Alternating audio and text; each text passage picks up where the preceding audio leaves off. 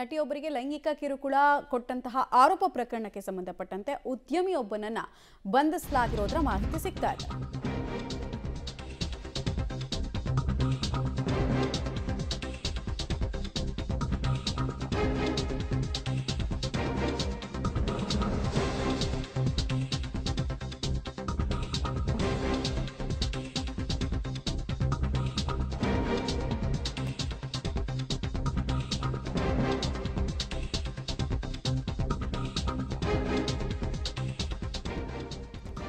ಚಿತ್ರನಟಿಗೆ ಲೈಂಗಿಕ ಕಿರುಕುಳ ಕೊಟ್ಟಂತಹ ಆರೋಪ ಪ್ರಕರಣಕ್ಕೆ ಸಂಬಂಧಪಟ್ಟಂತೆ ರಿಯಲ್ ಎಸ್ಟೇಟ್ ಉದ್ಯಮಿ ಅರವಿಂದ್ ವೆಂಕಟೇಶ್ ರೆಡ್ಡಿ ಈತನನ್ನ ಬಂಧಿಸಲಾಗಿದೆ.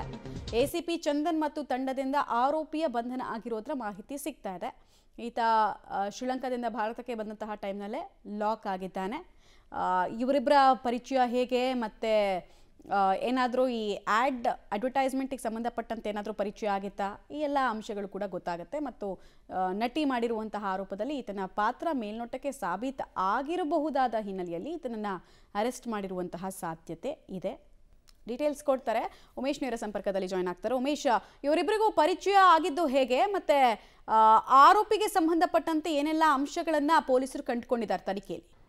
ಮಮತಾ, ಉದ್ಯಮಿ ಕಮ್ಮ ಸಿನಿಮಾ ನಿರ್ಮಾಪಕರಾಗಿದ್ದಂಥ ಅರವಿಂದ್ ರೆಡ್ಡಿಯವನ್ನ ಇವತ್ತು ಬೆಂಗಳೂರಿನ ಗೋವಿಂದರಾಜನಗರ ಪೊಲೀಸರು ಬಂಧನ ಮಾಡಿರುವಂಥದ್ದು. ಚಿತ್ರನಟಿ ಒಬ್ಬರಾಗೆ 2021ರಲ್ಲಿ ಅರವಿಂದ್ ರೆಡ್ಡಿ ಪರಿಚಯ ಆಗ್ತಾರೆ. ಪರಿಚಯ ಆದ ನಂತರದಲ್ಲಿ ಈ ಅರವಿಂದ್ ರೆಡ್ಡಿ ಏನಿದ್ದಾನೆ, ಈತ ನಟ ನಟಿಯರಿಗೋಸ್ಕರನೇ ಶ್ರೀಲಂಕಾ ಆಗಿರ್ಬೋದು, ದುಬೈ, ಬೇರೆ ಬೇರೆ ದೇಶಗಳಲ್ಲಿ ಕ್ರಿಕೆಟ್ ಟೂರ್ನಿಮೆಂಟ್ ಆಯೋಜನೆ ಮಾಡ್ತಾರೆ. ಅದೊಂದು ಉದ್ಘಾಟನೆಗೆ ಅಂತ ಈ ನಟಿಯನ್ನು 2021ರಲ್ಲಿ ಕರ್ಕೊಂಡು ಹೋಗಿರ್ತಾರೆ ಶ್ರೀಲಂಕಾಗೆ.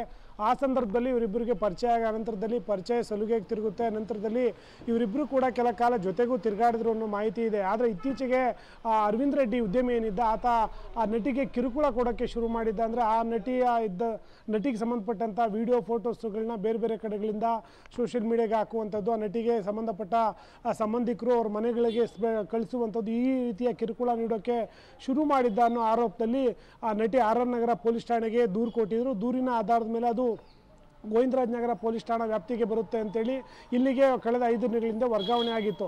ಇವತ್ತು ಬೆಳಗಿನ ಜಾವ ಅರವಿಂದ್ ರೆಡ್ಡಿ ಏನಿದೆ ಉದ್ಯಮಿ, ಆತ ಶ್ರೀಲಂಕಾದಿಂದ ಬೆಂಗಳೂರಿಗೆ ಬಂದಂಥ ವೇಳೆಯಲ್ಲಿ ಬೆಂಗಳೂರಿನ ಏರ್ಪೋರ್ಟ್ನಲ್ಲಿ ಆತನನ್ನು ಬಂಧನ ಮಾಡಿ ಈಗ ಗೋವಿಂದರಾಜನಗರ ಪೊಲೀಸ್ ಠಾಣೆಯಲ್ಲಿ ವಿಚಾರಣೆ ಮಾಡ್ತಾ ಇರುವಂಥದ್ದು. ನಟಿಗೆ ಯಾವಾಗಿಂದ ಪರಿಚಯ ಮತ್ತು ಯಾವ ರೀತಿಯ ಕಿರುಕುಳ ಕೊಡ್ತಿದ್ದ, ಆತ ಏನಾದರೂ ಬೇರೆ ಬೇರೆ ರೀತಿಯ ವಿಡಿಯೋ ಫೋಟೋಸ್ ಇಟ್ಕೊಂಡಿದ್ದಾನೆ ಅನ್ನೋ ನಿಟ್ಟಿನಲ್ಲೂ ಕೂಡ ಈಗ ತನಿಖೆ ನಡೀತಾ ಇರುವಂಥದ್ದು. ಮಮತಾ, ಧನ್ಯವಾದ ಉಮೇಶ್ ತಮ್ಮೆಲ್ಲ ಮಾಹಿತಿಗಾಗಿ.